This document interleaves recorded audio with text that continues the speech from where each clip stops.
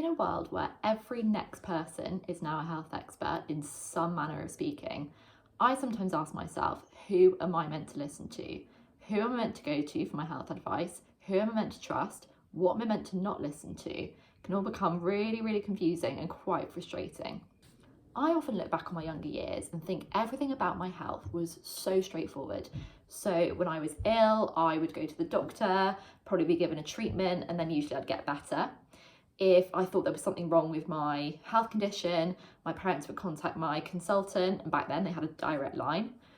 She would give me some advice or her opinion, and then I'd probably follow it through. Bish, bash, bosh. It just seemed as simple as anything.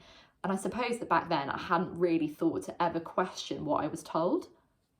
I can probably think of 2 life events where that situation became very different, where things were sort of turned on their head.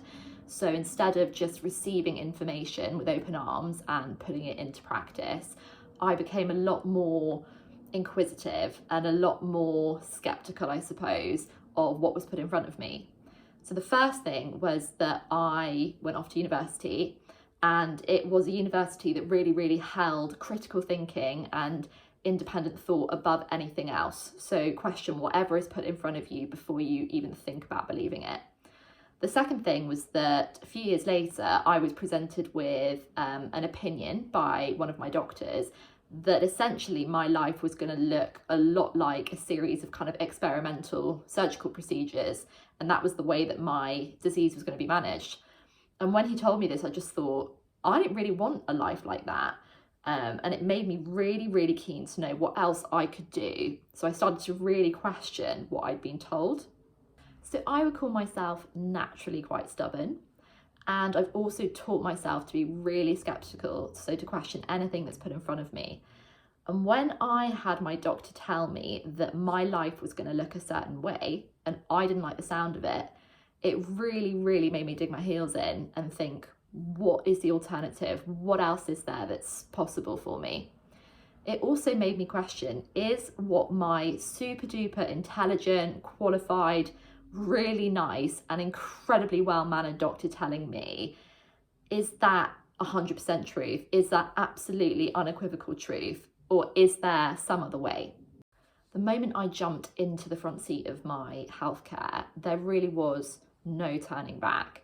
So I started consulting different experts, I started doing my own research, I started trying out new practices, new modalities, everything under the sun. And it was one of the most empowering things I've ever done for myself.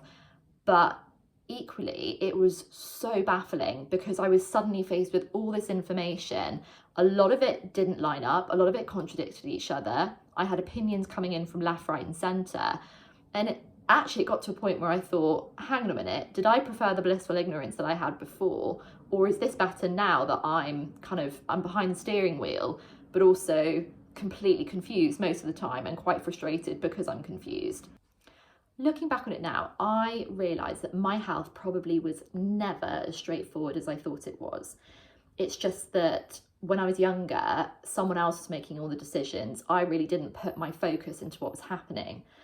And then life moved the goalposts around, my circumstances changed, and I really didn't have any other option than to take more of a front seat in what was happening. And the problem, as I sometimes see it, is that the more involved you become, the more responsibility you take on, and the harder the decisions become. And not only are you having to navigate what's going on in your own head, you've got the voices of other people coming in from the sidelines, your friends and family, the ones who want to support you but think they know what's best for you. You've got the voice of all the figures of authority, your doctors, the ones that you choose to take on, but also the people who, pop up on your Instagram feed because the algorithms tell you that they think you need this particular supplement. And it's like choosing the right thing hangs in the balance, and it's a lot of pressure to handle. I think one of the most valuable things I have taken from life so far is the ability to A, sit with the discomfort of just not knowing, of just having no clue whatsoever. B, of being able to sit there and let other people tell you what they think you need to know. And C, being able to reconcile all of those different things, especially when they don't line up with each other, or actually sometimes not being able to reconcile them because they just don't line up and there's no way that you're ever going to make the ends meet.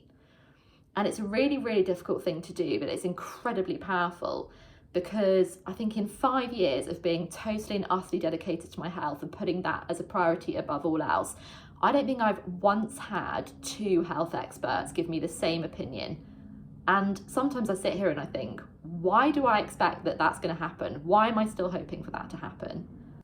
In the past, if I'd had to admit that I was confused or that I didn't know something, it was horrible. It was a horrible position to be in. I felt weak. I felt not good enough. I felt like it was kind of like a stain on my ego somehow. And the experience I've had with health has shown me that quite often I just don't know what the answer is. And also, most other people don't know what the answer is. Even the top expert of a specific field sometimes doesn't know what the answer is. And instead of fighting that confusion, instead of fighting not knowing, I've worked out that being able to relax into it and let go of the need to know makes the situation a whole lot less painful. It also means that I can let go of the anguish of experts contradicting one another when I seek them for their advice, of finding 2 bits of research which don't line up with each other. Also of being able to let go of the need for someone else to give me an answer to something which probably deep down I do know the answer to myself. I just want them to validate it for me. And it's a really, really valuable learning to have taken away.